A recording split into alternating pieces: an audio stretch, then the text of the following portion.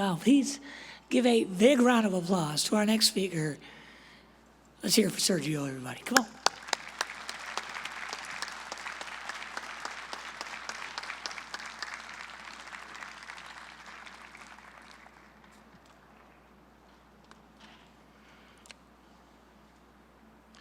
I brought a phone just to have some notes because I can talk for days. So tall, man. You know, in today's society, something that I share a lot is that in society we try to find guys, knights in shining armor, so to say. You know, we think that those are the guys that are going to, when the poop hits the fan, those are the guys that are going to come out, save us, rescue us, and fight for us. But it's been in my experience that guys that have new shiny armor, they really haven't been tested. They haven't been through the fire and trials and tribulations that guys go through. What we need are guys that have this battle-worn armor, guys that have their gear stitched together with 550 cord or 100-mile-an-hour tape. Those are the guys that have been through the fire. They have been tested. They've seen enemies that are bigger than they are. Those are the guys that have been through it and will go back through it for you so that you don't have to worry about those things. They will go through see guys that haven't been, fight guys that evil where that people can't defend themselves or not know how to defend themselves, and they will do that. So with that, I kind of want to set the standard of what a sheepdog is through the eyes of a sheepdog. Like the video said, my name is Sergio Trejo. I was a sergeant in the United States Army. I served for almost a decade. I tried to do everything that I knew I could do in the Army or that I was able to do. I went through air assault school, I went through sniper school, and I felt that I found the calling that I was created to do. One of the things that I realized while deployed was that, those commercials from the Army weren't as insane. It wasn't just, glory days and nights and sunshines and rainbows, so to say, It was just things that we had to learn how to do as we went along. I was part of one of the first few units I played a small role, one of the first few units that pushed into Iraq during the initial invasion of Operation Iraqi Freedom. Along with so many guys with me, a lot of guys haven't seen battle before. I was 19 years old, driving through Iraq, driving 19 hours straight, and all of a sudden we started getting shot at, and it's like, wow, they're throwing pops, like, those little paper things you throw in the ground, they pop, and they hurt a lot more. But we started going through these things, and, I've been in situations where it's just, you feel like it's hell on earth, I've been blown up 3 different times. I've had to deal with things where guys next to me that 1 second we're talking about what is going to be our first meal when we come back home, and then the next minute I'm holding their jaw and their head in place as they take their last breath. As warriors, you're trained to fight. You're trained to win. You don't train to fight to go into a combat environment and lose. That's not an option. As veterans or as active warfighters, you train to win. You will crawl with your fingernails to gain an inch in the field of combat. Your own safety, well-being, it doesn't matter. It's all about caring for the objective. It's all about the guys, your brothers to your right and the brothers to your left. With that, having said that, sometimes things happen that are out of our reach. You get hurt, you get wounded, you have big boo-boos, When those things happen, sometimes you're taken out of that theater, that combat environment, and in a way you feel like you're cheating your guys, like you're cheating your lower enlisted guys, you're cheating the people around you, you're cheating your unit because now you're an able body that is no longer able. You're just another statistic moving out and making it the burden of your weight that you had to carry out. The guys next to you have to carry that now. And as warfighters, you feel lost. I mean, literally lost, that you don't know what to do with yourself anymore. It's like having a dog, a hunting dog. You take the dog out of the hunting environment, and the dog's going crazy. It's going to chew your shoes, chew out your socks, chew your furniture, and it kind of sucks, and you kind of get upset at the dog, you know? When I was blown up the second time, I started losing sleep. I started sleeping 2 to 4 hours a night. I was having migraines 4 to 5 times a day, 4 to 5 times a week, I'm sorry. And then my hands started feeling numb. I started losing sensitivity in my hands. I would grab my Velcro pouches or ammo and my rifle from fire to safety, and I couldn't feel it no more. But everything within me, I didn't want to say anything to nobody around me because I wanted to keep going forward with the mission. I wanted to carry forward and do what I was called to do, was to face terrorists in the face and give them the middle finger, you know. When you're taken out of that environment, you feel lost. As a warfighter, like I said before, is that you're not trained to lose. You're trained to fight. You're trained to keep pushing forward. You have scrapes, you bandage up, you put some tape on, you keep going forward. And when I was taken out of the environment, I was lost. When I mean lost, I mean being in downtown Houston, Texas, with no Google Maps, no Siri to help you how to get out of it. And if you haven't been to Houston, that's a lot. But with that is you feel so lost that I was evac'd out of the theater. I was sent to Landstuhl, Germany. They told me, dude, you're pretty effed up. You got a lot of boo-boos, you know. My brain was swallowed to a point where spinal fluid wasn't draining out of my skull. And I was just having migraines all day. I was throwing up a lot. From the sternum down, I couldn't feel my legs. I couldn't feel my arm, my right arm. It was a process to get through. After Germany, I was sent to Walter Reed. Walter Reed, I met so many war fighters that had so much more, I want to say more severe injuries than I did. Which, by the way, Noah, like his video from being Dancing with the Stars, that dude looks good without a shirt on. I mean, good job, brother. Hope it's not too weird. You know, I kind of lost my train of thought with that one. After Germany, or Walter Reed, you know, I was sent back to my home base at Fort Carson, Colorado, where we continued doing physical therapy. I had a temporary paralysis because I pinched 3 nerves and I tore 3 nerves along my spine, and that's what caused a temporary paralysis, you know. It's kind of a douchebag thing to say that it was a temporary paralysis when there's guys in wheelchairs for the rest of their days in this world, you know. I was just fortunate enough where it was just minor nerve damage where basically you pinch the water hose, you open it up, and it keeps working, you know. But from Walter Reed, I was sent to Fort Carson. From Fort Carson, I was just constantly doing therapy. And eventually I went through a medical evaluation board where they determined that I was just basically damaged good. I was no longer fit for duty, and I was retired out of the Army. That was probably the darkest times of my life. You know, I felt like I was a sniper in the Army. I was able to carry on these missions. I was able to lead men, young boys, men into combat, and it's what I wanted to do. I felt like it was what God created me to do. When He took me out of that environment, I didn't know how to react. I took out my anger on my wife, on my children, on my family members, friends, and it was hard. I eventually found myself, you know, the retirement process was kind of hard for me because from the Army, I went from making like sergeant pay, $3,000 to $4,000 a month, to making $600, $700 a month, because it was just a logistic issues. I would sit in my apartment in the porch balcony from my apartment complex and have this conversation with God. I didn't know how to really pray at that point, but I knew all I could do was basically have like a radio conversation with God, you know, like we did in the military. God, this is Trejo. I don't know if you can hear me, but everything that I'm doing right now is wrong, is going wrong. It's not working out.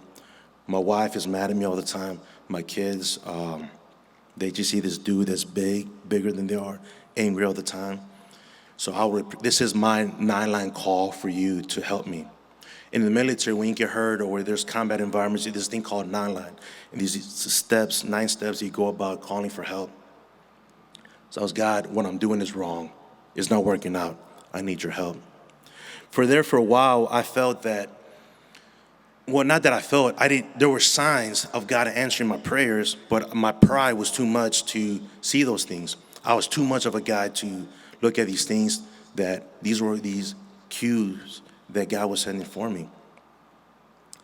Eventually, I found this sense of calling, so to say, in maritime boating. I started having boats. I went through the process of becoming a 100-ton master captain. I got certified as scuba diver. I continued my training from that, became a commercial rescue diver. I became a first responder in Texas. So if you get in a car accident, I kind of know what to do. Don't get in a car wreck tonight. It's not good for anybody. But with that, I started seeing these things where, kind of like the video showed, that I'm able to show this therapeutic process that I found in the water with other veterans. And in a way, it was kind of my way to be in contact with my fellow military brethren, maybe not in the combat front, but on the home front, post-military, which, like I said earlier, being taught how to retire as a warrior is not taught in the military. It's how much can you do to keep pushing forward. But when you're not in that environment, it was kind of hard, So I felt that this new scuba diving, fishing, going offshore was a way that I felt that God was speaking to me. So I was reaching out to these guys and like, hey, bro, you want to go fish, One of the things that the video didn't have is that one of my brothers was an Army Ranger shot by a sniper, paralyzed from the waist down. I called him on a Thursday and I said, hey, brother, let's go fish Saturday. He had, in every intention, he wrote a suicide letter to commit suicide on a Friday. Come Monday, he called me. He's like, dude, that experience was awesome. We caught some snappers, some kingfish, some pretty cool fish, And he was like, dude, I needed that. I just needed to be around someone else that knew what I was feeling. Not somebody to judge me, not somebody to tell me what I'm limited to do now, but just to go out, talk trash. I'll call him Meals or Wheels. It's bad, I know, he's paralyzed. But he enjoyed the laughter, And so don't send me angry emails. I'm sorry, Just have a drink with me. But with that, I started feeling like now I'm being able to be connected to my military brothers again. I miss that. I long for that. Well, with that, it came new challenges and obstacles, so to say. If you don't know me, I've been through a lot of situations post the military that most people would find crazy. If you know me, you kind of know what I'm talking about. My wife and I joke often that I should have applications to hand out to people and say, hey man, being friends with me or being associated with me might be hazardous to your health. You might find yourself in some crazy situation where you might be fighting for your life, When I say that, I'm not joking. I've been 70 miles offshore and a boat capsized. I've been shot at on the freeway by insurgents, terrorists, homegrown terrorists. And by the way, I chased them down, got them arrested, so they're locked up. I'm pretty happy about that. I've also been on the freeway where a vehicle hits the barrier, like the median barrier, flips over, and a lady has her arm trapped between the door and the freeway concrete, and just happened to be at the right place at the right time, and we're able to free her and save her life, And it's I'm not kind of around normal environments all the time, so I promise I try to avoid these chaotic environments. So please be my friend after the event. One of the things that I had in high school, I had a football coach. I was a fullback. I was a fat dude. I was able to run fast. It's weird how that happens. But my coach pulled me over to the side one day, and he told me, dude, you're letting these guys tackle you ever too easily. You need to make these guys work to tackle you to the ground. In life, people will try to pull you down and tackle you to the ground, throw you to the ground, and keep you there. It is your responsibility not to let those things affect you and learn how to get up. Make them fight for you to be to the ground. Don't ever let them win.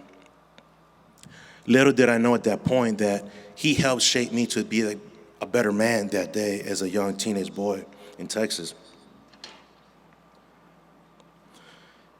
So when things get hard in life, in my life, personal life, just like everybody else, you find your own struggles and trials and tribulations. You know, I try to remember my brothers that were killed while I was deployed. I still have air in my lungs. I still have my heart beating blood through my veins. That is something to be very thankful for. So no matter what your circumstance is, there's always going to be the light at the end of the tunnel. It's kind of cliches to say, but it's real true. So I use that to kind of motivate me to get to the point past these struggles, trials, and tribulations that I might be facing at that point. So with that, I kind of want to share their names with you because I want their names never to be forgotten. I wrote their names down, so give me a sec. Corporal Walter B. Howard, 35. Sergeant Dimitri Muscat, 21. Sergeant Curtis T. Howard, 32. Sergeant Gordon F. Misner, 23. Specialist Thomas J. Wilworth, 21. Staff Sergeant Marion Flint Jr., 29. PFC Grant A. Dampier, 25.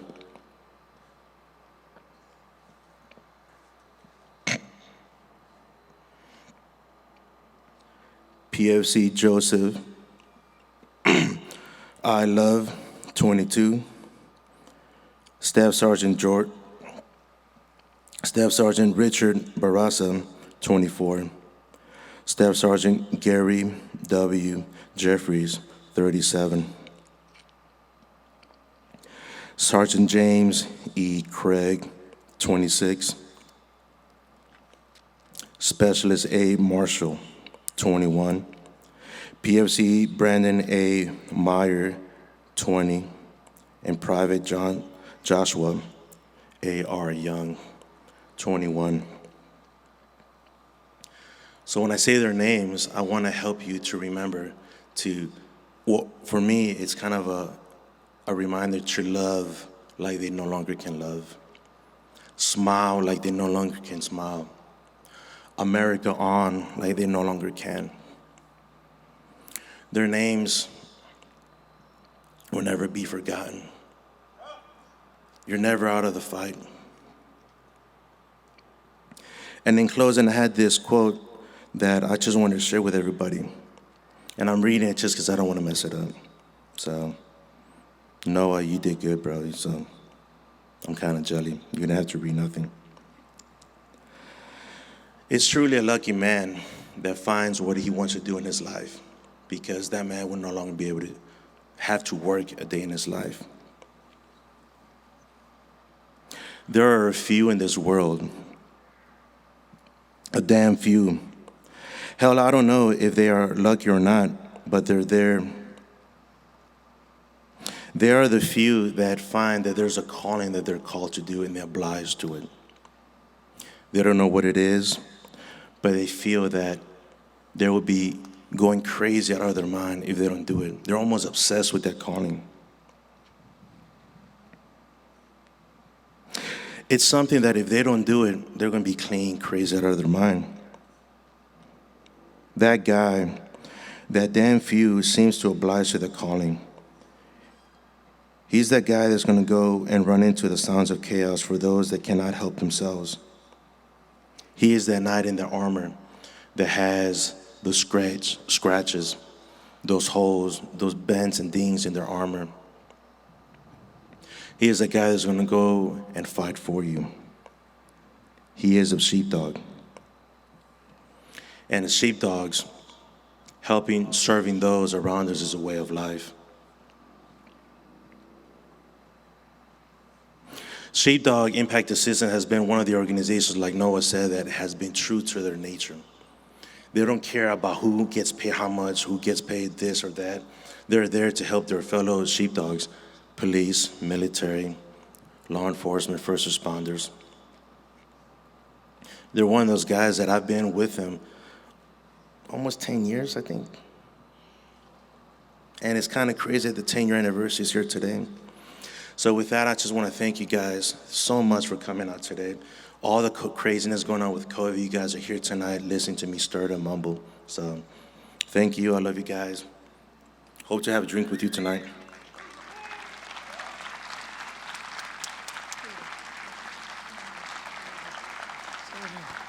Don't go anywhere. Don't go anywhere. Stay right here. Let's give it up for him. Give it up for him. Sergio, everybody. It's a powerful message. Powerful message. We got a gift for you. Hey, take your seats, please. Thank you. You got it?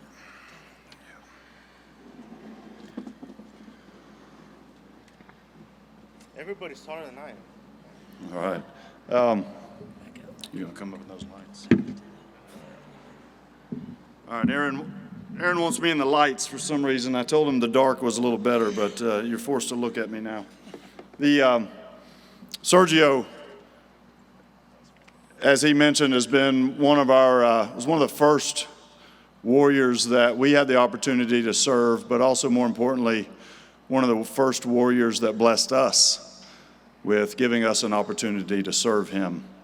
And in a tradition that now goes back about 7 years, we ask our alumni to come back and be our guest speaker, right? And Sergio now has blessed us not just with the fact that he's been part of us, but also now tonight with his desire to come and share his story and be part of us, again, celebrating SDIA at 10 years, but tonight 11. So, Sergio, from us to you, another All-Father Acts. Sergeant Sergio Trejo, guest speaker, SDIA celebration, October 9th, 2021. Thank you for your service and sacrifice from the men and women of SDIA. And of course, it's got an Army logo down there, and that's a challenge, but we'll just have to bear with it tonight. Hoorah. All right, brother, we love you. Thank you so much for being a part of us, and more importantly, for blessing us with you as the man that you are and your family. We're a better organization for it. Hoorah.